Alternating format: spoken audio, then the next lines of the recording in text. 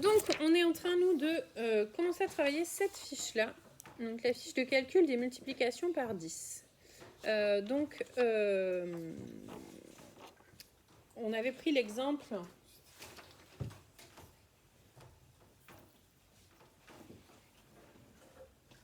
fois 10 et sans trop de difficultés, les élèves ont facilement trouvé le résultat et m'ont dit que 6 fois 10, ça faisait 60.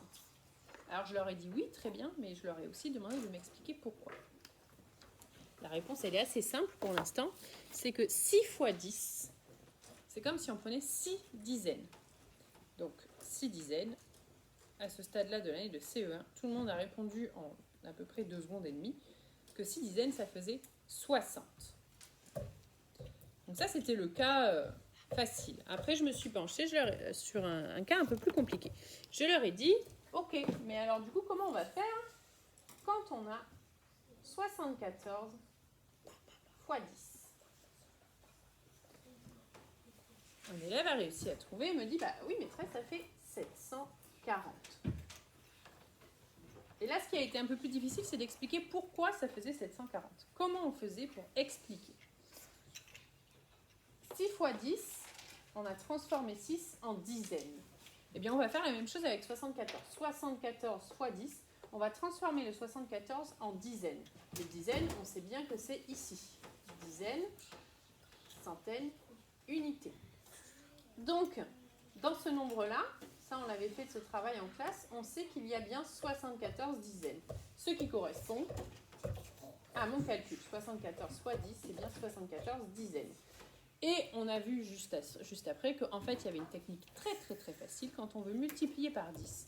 C'est que je rajoute un 0 à mon nombre. 74 fois 10, je vais rajouter un 0. 6 fois 10, j'écris 6, je vais rajouter un 0. Par exemple, on peut faire l'exemple 43 fois 10.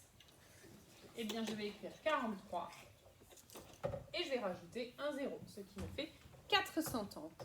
Quand je regarde bien, 43, il est bien ici. J'ai bien 43 dizaines. Donc, ça fonctionne. Et sur la fiche, il y a aussi la situation inverse, où j'ai un résultat, 570, et on vous demande de compléter ce calcul. Bien, ici, on va faire le même fonctionnement. Si, quand j'ai ça, fois 10, je dois rajouter un 0, eh bien, pour faire l'inverse, je vais enlever ce 0. Et il me reste bien 57. Donc, 57 dizaines, c'est bien 57 fois 10.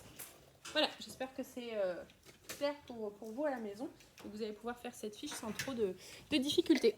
Allez! Bonne chance! C'est gentil, ça. Bonne chance! Bonne chance!